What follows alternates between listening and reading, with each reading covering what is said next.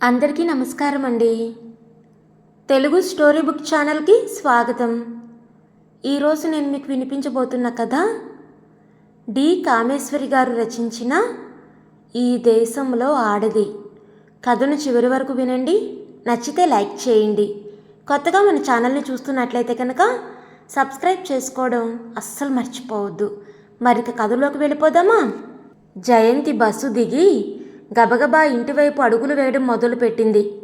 ఈరోజు రోజు కంటే గంట ఆలస్యం అయిపోయింది. కనుచీకటి పడిపోతుంది అప్పుడే. పిల్లలు పాపం ఏం చేస్తున్నారో, ఇంకా రాలేదని బెంగపడుతున్నారేమో. మొదటి బస్సు తప్పిపోయింది. రెండో బస్సు వచ్చేసరికి అరగంట పట్టింది. ఇంటికి తొందరగా చేరాలన్న ఆరాటంతో పరిగెత్తినట్టే నడుస్తుంది జయంతి. పిల్లలు 4:30కే రోజు వస్తారు. ఆమె ఇల్లు చేరేసరికి 5:30, 6 మధ్య అవుతుంది. స్కూలు వదిలాక 2 బస్సులు మారి రావాలంటే 3/4 గంట తక్కువ పట్టదు.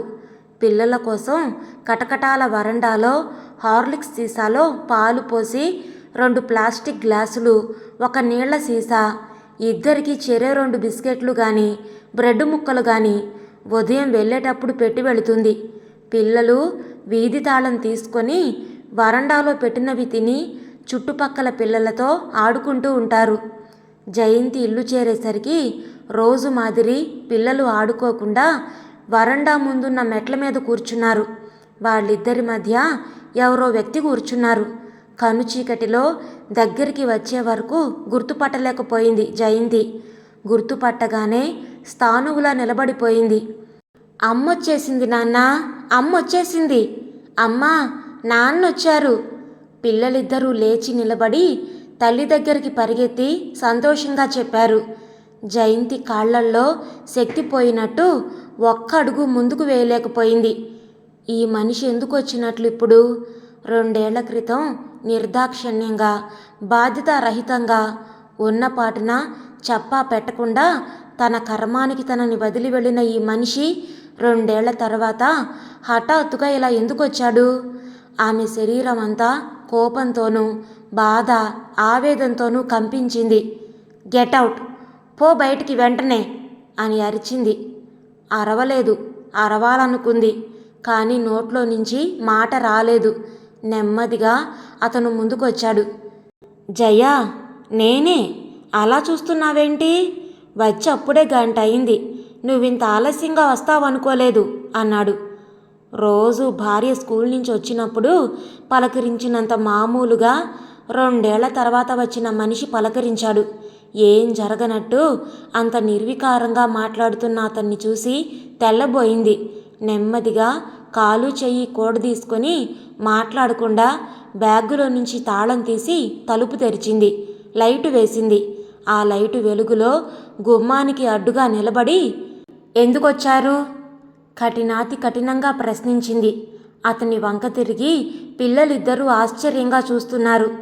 ఆ ప్రశ్నకి ఎదురు చూడనట్టు అతను తడబడి, అదేంటి, నిన్ను పిల్లల్ని చూద్దామని ఏదో చెప్పబోయాడు.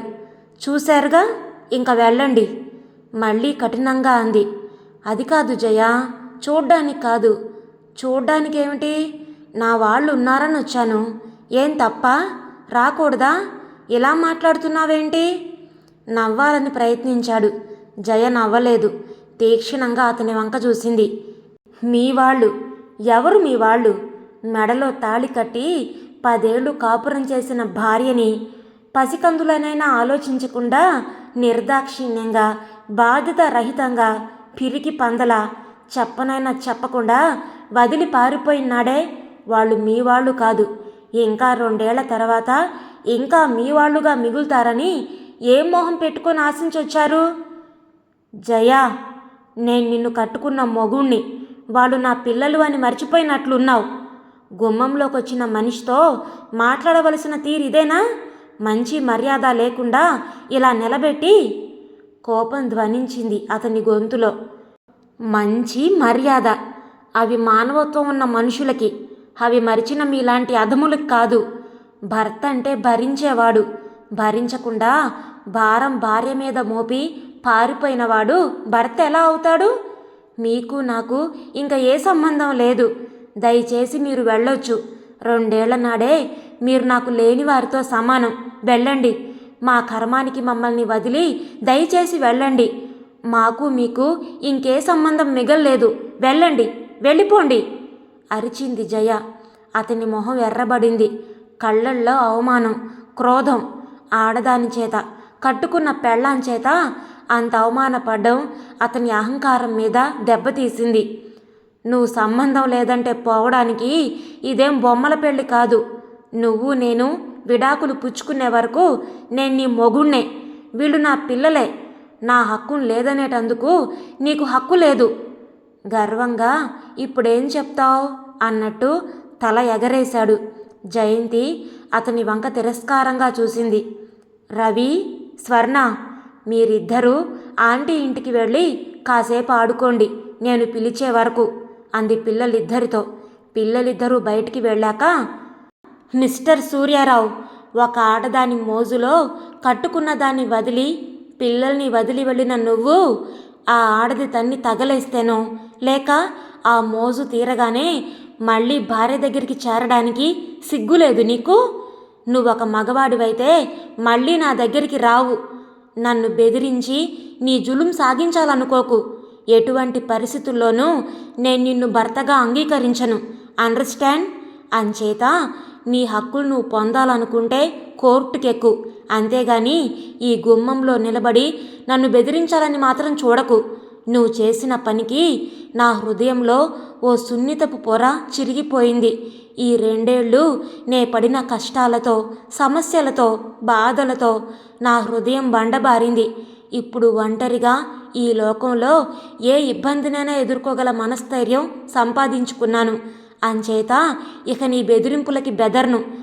ఒక ఆడది కట్టుకున్న భర్తని, తన పిల్లల తండ్రిని ఇంతలా ఏహించుకొని ఇలా మాట్లాడిందంటే ఆమెని ఆ భర్త ఎంతలా దెబ్బతీశాడో, ఎంత మోసం చేసి ఆమెని గాయపరిచాడో ఎవరికైనా అర్థమవుతుంది. మీకు అర్థం కాక వచ్చారో, అర్థమయ్యి వేరే దారి లేక వచ్చావో నాకు అనవసరం.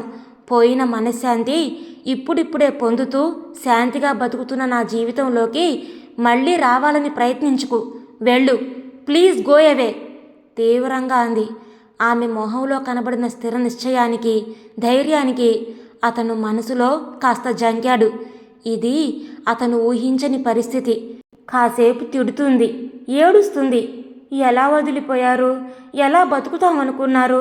మమ్మల్ని అలా వదిలిపోతే అని ఏడుస్తుంది. తను తప్పయింది క్షమించమని కన్నీళ్లు పెట్టుకుంటే కరిగిపోతుంది. కౌగిల్లోకి లాక్కుంటే కరిగిపోతుంది. కథ సుఖాంతమవుతుంది అని ఆశించి ధైర్యంగా వచ్చాడు. జరిగిన దానిలో తన తప్పు స్వల్పం. ఆ మాయలాడి వలలో వేసుకుంది. నా కళ్ళు పొరలు కమ్మాయి. నా మనసు వశం తప్పింది. ఆ మాయలో పడి అది ఏం చేయమంటే అది చేశాను. నా కళ్ళు విచ్చుకునేసరికి ఆలస్యం అయిపోయింది అంటూ తప్పు ఆమె మీద తోసి, నీకు మొహం చూపలేక, సిగ్గుతో, లజ్జతో నేను చేసిన వెధవ పనికి ఇన్నాళ్ళు కుమిలిపోయి నీ దగ్గరికి రాలేకపోయాను. నీతో అంతా చెప్పుకొని నిన్ను క్షమాపణ కోరాలని, నీ క్షమాపణ దొరకందే ఇక్కడి నుంచి కదలకూడదని వచ్చాను జయ. నన్ను క్షమించగలవా అని దీనంగా ప్రాధేయపడితే, కరగని భార్య ఉండదన్న విశ్వాసంతో చాలా నమ్మకంగా వచ్చాడు. అతని అంచనాలన్నీ తారుమారైపోయాయి. జయంతి ఇంత నిర్భయంగా, ఇంత ధైర్యంగా, ఇంతలా తనని నిలబెట్టగలదని అతను ఊహించలేదు. ఇప్పుడేం చెప్పి ఆమెను లొంగదీసుకోవాలో అర్థం కాలేదు. జయ కళ్ళల్లో తిరస్కారం, ఏదన్నా ఎదుర్కోగలనన్న నిర్భరం చూసి ఆఖరి అస్త్రంగా, జయ, నాకేం గతి లేక నీ దగ్గరికి వచ్చాననుకుంటున్నావేమో. పోనీ కట్టుకున్న దానివి, నా పిల్లలు ఉన్నారని వచ్చాను. నీకంత మొగుడు అక్కర్లేకపోతే నాకు పెళ్ళాం అక్కర్లేదు. నాకు పెళ్ళాం కావాలంటే ఇంకా చాలామందే దొరుకుతారు. కానీ నా పిల్లలు నాకు కావాలి. వాళ్ళని మాత్రం వదలను. నా పిల్లల్ని నా వెంట పంపు. ఇప్పుడే, ఈ క్షణమే తీసుకెళతాను బెంకంగా అన్నాడు. జయమోహం కళ్ళ తప్పడం, ఆమె కళ్ళల్లో కలవరపాటు చూసి గర్వంగా నవ్వుకున్నాడు. ఇప్పుడేం చెప్తావు అన్నట్టు సవాల్ చేశాడు. 2 ఏళ్ల నాడు నిర్దాక్షిణ్యంగా వదిలి వెళ్ళినప్పుడు జ్ఞాపకం రాని పిల్లలు ఇప్పుడు కావలసి వచ్చారా? ఆ పిల్లలు సాకు అడ్డు పెట్టుకొని నన్ను బెదిరించి లొంగ తీసుకోవాలి అనుకునే మీ నీచ బుద్ధి నాకు అర్థమైంది. ఆ పిల్లలకి కన్న తల్లిని తండ్రి వదిలితే కష్టపడి నేను పెంచుకున్నాను. నా హక్కు ఏ కోర్టు లేదంటుందో నేను చూస్తాను. కోర్టుకెక్కి కోర్టు చెప్పే వరకు నేను పిల్లల్ని వదలను. వెళ్ళండి. పిల్లలు కావాలంటే కేసు పెట్టుకోండి. ముందు నా ఇంట్లో నుంచి వెళ్ళి మీకు చేతనైంది చేసుకోండి. మనసులో భయంగా ఉన్నా అతని ముందు తగ్గిపోవడం ఇష్టం లేక తగ్గినట్టు కనిపిస్తే తన మీద జులుం చలాయిస్తాడని లేని ధైర్యం తెచ్చుకొని బింకంగా అంది. కేసు పెట్టుకోవాల్సింది నువ్వు. ఏ కేసు లేకుండా పిల్లలు తండ్రికి చెందుతారని అందరికీ తెలుసు. ఆ హక్కు నువ్వు పొందాలంటే కేసు పెట్టుకోవాల్సింది నువ్వు. నా పిల్లల్ని నేను తీసుకెళ్ళడానికి నాకు ఏ కోర్టు పర్మిషను అక్కర్లేదన్నది నువ్వు తెలుసుకో. ఆడదానివి, నీకింత పొగరైతే నాకెంత ఉండాలి? ఏదో పోనీ పాపం ఏం కష్టపడుతుందో, జరిగిందేదో జరిగింది అంతా మర్చిపోయి మళ్ళీ కలిసి ఉందామని వస్తే కట్టుకున్న భర్తని వీధి గుమ్మంలో నిలబెట్టి ఇలా మాట్లాడే నీ పొగరు ఎలా అణచాలో నాకు తెలుసు. ఏదో డిగ్రీ ఉంది, ఉద్యోగం ఉందని కదూ ఈ మిడిసిపాటు? కసిగా అన్నాడు. పాపం పోనీ గదా అని వచ్చారా? నేనే గతి లేకుండా ఏ కూలి పనో చేసుకుంటూ ఉంటే మీకు సంతోషంగా ఉండేది. నేను నా కాళ్ళ మీద నిలబడి పిల్లల్ని పెంచుకుంటూ ఉండడం మీరెదురు చూడని విషయం. నేను హీనస్థితిలో ఉంటే వచ్చి చాలా ఉదారంగా నన్ను ఆదుకోవాలని, మీరే దిక్కండి, నన్ను వదలకండి అని మీ కాళ్ళ మీద పడి ఏడుస్తానని అనుకొని వచ్చారు. అలా లేకపోయేసరికి ప్లేటు ఫిరాయించారు. నీతో నాకు మాటలు అనవసరం. నా పిల్లల్ని నాకు అప్పగించు, లేదంటే బలవంతంగా తీసుకెళ్తాను బెదిరింపుగా అన్నాడు. ఒక్క క్షణం తీసుకెళ్ళు, నీ పిల్లల్ని తీసుకెళ్ళు, ఎలా పెంచుకుంటావో పెంచుకో అనాలనిపించి జయంతి మనసు ఊగిసలాడింది. ఇది ఉత్తి బెదిరింపు గాని నిజంగా పిల్లల్ని తీసుకెళ్ళి అతను పెంచలేడు అని తెలిసినా ఏమో పంతానికి పోయి వాళ్ళని తీసుకెళితే పసిపిల్లలు, నిండా 10 ఏళ్ళు లేని ఆ పిల్లలు తనకి దూరమైతే వాళ్ళెలా బ్రతకగలరు? వాళ్ళ మాట ఎలా ఉన్నా వాళ్ళని వదులుకొని తనెలా బ్రతకగలదు? ఈ కోపంలో మూర్ఖంగా తీసుకెళితే తనెలా అడ్డుకోగలదు? కోర్టుకెక్కే ఆర్థిక స్తోమత తనకి లేదు. ఎక్కినా కోర్టు తీర్పు చెప్పేసరికి నెలలు సంవత్సరాలు గడిచిపోతే వాళ్ళని వదిలి ఎలా బ్రతకగలదు? భగవంతుడు ఎంత నిర్దయుడు! ఆడదానికి మాతృత్వం అనే వరం శాపంగా కూడా మార్చాడు. ఆమె మనసు నిండా మమత నింపి ఆమె పిల్లల్ని వాళ్ళకి బంధంగా వేసి పురుషుడికి తలవొగ్గి బ్రతకమని శాసించాడు. ఆ భగవంతుడు పురుషుడేగా.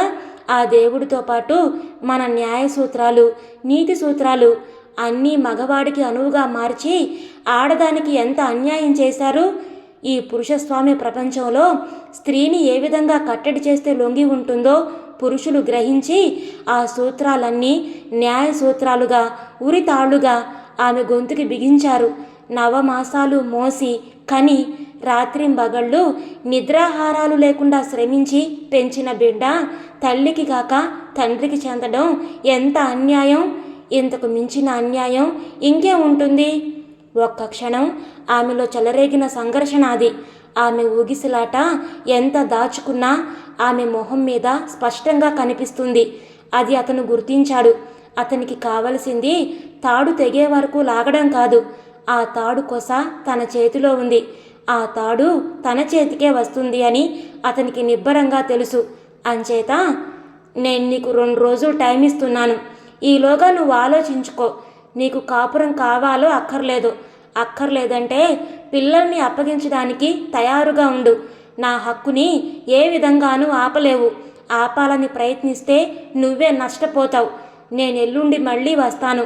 అప్పటికి నీ జవాబు సిద్ధంగా లేకపోతే పర్యవసానానికి నేను బాధ్యుణ్ణి కాను. ఇది బెదిరింపు అనుకోకు. వస్తాను. విజయ గర్వంతో ఓ విషపు నవ్వు నవ్వి బడిబడిగా అక్కడి నుంచి వెళ్ళిపోయాడతను. జయంతి శరీరంలో శక్తి అంతా ఒక్క క్షణంలో పోయినట్టు కింద కూలబడింది. ఆ రోజు కోర్టు కేసు తీర్పిచ్చే రోజు. జయంతి శరీరం అంతా చిగురుటాకులా కంపిస్తుంది. ఏ తీర్పు వినాల్సి వస్తుందోనని ఇరుగు పొరుగు స్కూల్లో టీచర్లు, మిత్రులు ఇచ్చిన ధైర్యంతో, ప్రోత్సాహంతో, అందరూ కలిసి చేసిన ఆర్థిక సహాయంతో కోర్టు అంటే ఎక్కింది, కానీ పర్యవసానం ఎలా ఉంటుందో అన్న ఆందోళన ఆమెని బాగా కృంగదీసింది. 8 నెలల తర్వాత కోర్టు తీర్పిచ్చే రోజొచ్చింది. తీర్పు విన్నాక జయంతి హృదయం దూది పింజలా తేలికైపోయింది. పిల్లలు ఆమె దగ్గరే ఉండాలని, పిల్లల్ని ఆమెని బాధ్యతారహితంగా 2 ఏళ్లు వదిలి వెళ్ళిన కారణంగా భార్య మనసు విరిగి ఆ భర్తతో కాపురం చేయను అనడం సమంజసమేనని, కాపురం కావాలనుకునేది వద్దనుకునేది ఆమె ఇష్టానికే కోర్టు వదిలిందని, పిల్లలు చిన్నవాళ్ళు, అదీగాక అంత బాధ్యతారహితంగా ప్రవర్తించిన ఆ తండ్రి మీద కోర్టుకి నమ్మకం లేదు కనుక పిల్లలు తల్లి దగ్గరే ఉండాలని, అయినా అతను తండ్రి కనుక పిల్లల్ని ఎప్పుడు పడితే అప్పుడు చూసే హక్కు అతనికి ఉంటుంది. వారానికి ఒకరోజు ప్రతి ఆదివారం అతను పిల్లలతో గడపడానికి అతనితో పిల్లల్ని పంపాలని, సెలవుల్లో అతను కోరినప్పుడల్లా పిల్లల్ని పంపాలని, ఇరువురు పరస్పర అవగాహనతో మళ్ళీ కావాలనుకున్నప్పుడు పెళ్ళిళ్ళు చేసుకోవచ్చని కోర్టు తీర్పు చెప్పింది. ఆ తీర్పు విని జయంతి నిశ్చింతగా నిట్టూర్చింది. వారానికి ఒక రోజులో ఏముంది, కాసేపు తీసుకెళ్తాడు, సెలవుల్లో 4 రోజులు ఉంచుకుంటాడు కావలిస్తే, ఇంతేగా అనుకుంది ఆ రోజు. కానీ 6 నెలలు గడిచేసరికి అప్పుడు అనుకున్నంత తేలిగ్గా ఇంతేగా అనుకోలేకపోతుంది ఈరోజు. ఈ 6 నెలల్లో పిల్లల్ని మానసికంగా తనకి దూరం చేయడంలో అతను ఎంత విజయం సాధించాడో అర్థమయ్యి ఆమెలో ఏదో భయం చోటు చేసుకోసాగింది. పిల్లల లేత మనసుల్లో స్లో పాయిజన్ మాదిరి తనంటే విముఖత కలుగచేయడంలో సఫలీకృతమవుతున్నాడు. తన మీద కసి, కోపం, కక్ష పిల్లల్ని తనకి దూరం చేయడం ద్వారా సాధించి తృప్తి పడుతున్నాడు. వారానికి 1 రోజు, ఏ సెలవుల్లోనో 4 రోజులు, ఇంతేగా అనుకుంది.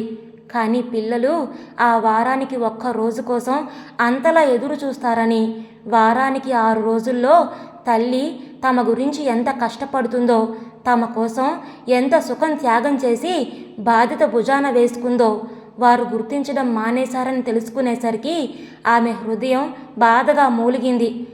మొదటి ఆదివారం, అమ్మా నువ్వు రాకుండా నాన్నగారితో మేము వెళ్ళం బాబు, మాకు భయం బాబు అన్న పిల్లల్ని బుజ్జగించి నచ్చజెప్పి బలవంతంగా తండ్రి వెంట పంపితే తనని వదల్లేక బిక్క ముఖాలతో తండ్రి వెంట వెళ్ళిన పిల్లలు సాయంత్రం నవ్వు మొహాలతో సంతోషంగా ఐస్ క్రీమ్ ఇప్పించారు నాన్న, హోటల్కి వెళ్ళి దోశ తిన్నాం, ముగ్గురం క్యారమ్స్ ఆడుకున్నాం, మళ్ళీ ఆదివారం జూకి తీసుకెళ్తానన్నారు అని ఆ రోజు విశేషాలన్నీ సంతోషంగా ఏకరువు పెడుతుంటే, పోనీలే కాస్త అలవాటయ్యారు బెంగ పెట్టుకోకుండా అని సంతోషించింది.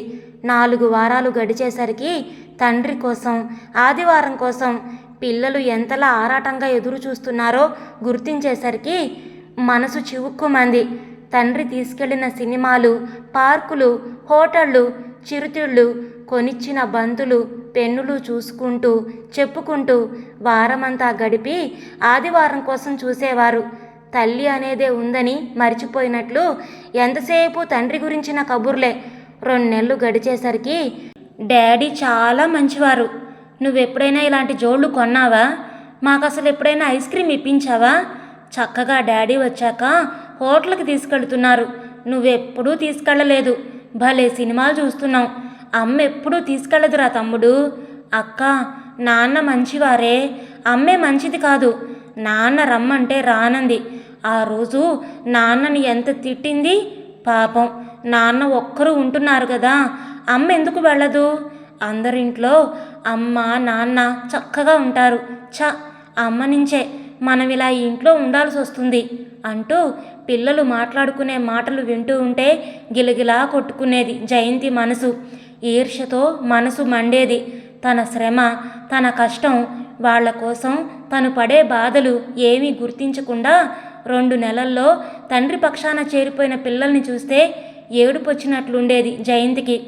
నాన్నగారిల్లు బాగుంది కదరా రవి, చక్కగా ఫ్యాన్లు, టీవీ, సోఫాలు అవి ఉన్నాయి, అంత మంచి ఇంటికి అమ్మ రానంటుంది, అమ్మా నువ్వు రాకపోతే మానేయ్, మేము అక్కడికే వెళ్ళిపోతాం.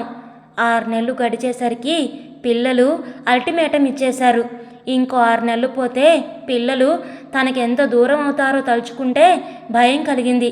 ఈ పిల్లల కోసం ఎంత కష్టపడుతూ ఉంటే, వాళ్ళు తండ్రిని సమర్థిస్తూ ఉంటే, ఇంకా ఈ శ్రమ కష్టం ఎవరి కోసం? ఎవరిని ఉద్ధరించడానికి ఈ పంతం? అమ్మా, మేము ఈ ఎండాకాలం సెలవులు 2 నెలలు నాన్న దగ్గరే ఉంటాం బాబు. ఇక్కడ హాయిగా, అక్కడైతే ఫ్యాన్లు ఉన్నాయి, సినిమాలు చూడడానికి టీవీ ఉంది. సెలవుల్లో డాడీ పార్కులు, సినిమాలు అవి తీసుకెళ్తానన్నారు. మేమిక్కడ ఉండం బాబు అన్న పిల్లల్ని గుడ్లు అప్పగించి చూస్తూ ఉండిపోయింది జయంతి. అమ్మా అమ్మా రవి కుదుపుతూ ఉంటే మళ్ళీ పడి లేచింది జయంతి. బారెడు పొద్దెక్కిపోయింది. అయోమయంగా పిల్లల్ని చూసింది. ఇదంతా కళ, తెల్లవారుజామునొచ్చిన కళ ఇది. 6 అయిపోయింది, ఇంకా పడుకున్నావేంటమ్మా? స్వర్ణ అడుగుతూ ఉంటే దిగ్గున లేచి పనుల్లో జొరబడింది జయంతి. పనిచేస్తున్నంతసేపు ఆలోచనలే. ఆ సాయంత్రం ఒక వారపత్రికలో ఆదివారం తండ్రులు అనే వ్యాసం చదివింది. విదేశాల్లో విడిపోయిన భార్యాభర్తల గురించిన వ్యాసం అది. పిల్లల్ని అనువుగా పెట్టుకొని వారి పసి మనసులు దోచుకోవడానికి వారికి అన్ని రకాల ఖరీదైన వస్తువులు కొనిస్తూ పార్కులు, హోటళ్ళకి తీసుకెళ్ళి మంచి చేసుకొని వాళ్ళని ఆకట్టుకొని తల్లి పట్ల విముఖత కలిగిస్తూ వారిని తమ వైపు తిప్పుకోవడానికి ఎంత తాపత్రయపడతారో చెప్పే వ్యాసం అది. అది చదివాక రాత్రి ఆలోచిస్తూ పడుకుంటే అదే కల్లోకి వచ్చిందన్నమాట. రేపు మన దేశంలోనూ ఈ ఆదివారం తండ్రులు ప్రవేశిస్తారా? ఇలా విడాకులు పొందితే ఇలాంటి తండ్రులు బయలుదేరి పిల్లల మనసుల్లో విషం నింపి తల్లికి దూరం చేయాలని ప్రయత్నిస్తే వీల్లేదు. బాధ్యత రహితంగా పిల్లల్ని పాడు చేసే తండ్రుల కంటే బాధలు పెట్టే భర్తని భరించడం నయమేమో. కన్న తల్లిగా, వారి క్షేమం కోరే తల్లిగా వారి కోసమన్నా భర్తని భరిస్తుంది ఈ దేశం స్త్రీ. అందుకే భర్తలు ఎంత బాధ పెట్టినా పిల్లల కోసం సహిస్తూ పడి ఉండే భార్యలున్న ఈ దేశంలో పిల్లలకి ఇంకేం ఉన్నా లేకపోయినా తల్లిదండ్రుల ఇద్దరి ప్రేమ లభిస్తుంది పుష్కలంగా. బాధ్యత తీసుకోకుండా పిల్లల్ని పాడు చేసే అవకాశం ఇచ్చే కంటే తండ్రులకి బాధ్యత అప్పగించితేనే నయం. తనకి భర్త అవసరం లేకపోయినా బిడ్డలకి తండ్రి అవసరం ఉంది. బిడ్డల ఆ హక్కుని తను పంతంతో, కోపంతో పోగొడితే రేపు పిల్లలే తనకి ఎదురు తిరిగితే ఇంకా ఈ పంతానికి అర్థమేముంది? ఇన్నాళ్ళు ఈ ఆడవాళ్ళంతా భర్తలెంత హింసించినా ఎందుకు పడుంటారో అని వారి మీద జాలి పడేది. ఇప్పుడు తన్ని చూసి తనే జాలి పడాలేమో. మర్నాడు వచ్చే భర్త ముందు తల ఒక్కడానికి సిద్ధపడింది జయంతి. పిల్లల కోసం ఈ దేశంలో ఆడది అంతకంటే ఏం చెయ్యలేని నిస్సహాయురాలు. మాతృత్వం స్త్రీకి వరమన్న వాళ్ళని షూట్ చేయాలి అనుకుంది కసిగా జయంతి. ఆ వరమిచ్చిన వేల్పుని ఏం చెయ్యాలి? ఇదండి ఈరోజు కథ. మీకు నచ్చిందా? నచ్చితే లైక్ చేయండి, షేర్ చేయండి. అలాగే మీ విలువైన అభిప్రాయాలను కామెంట్స్లో తప్పకుండా తెలియచేయండి.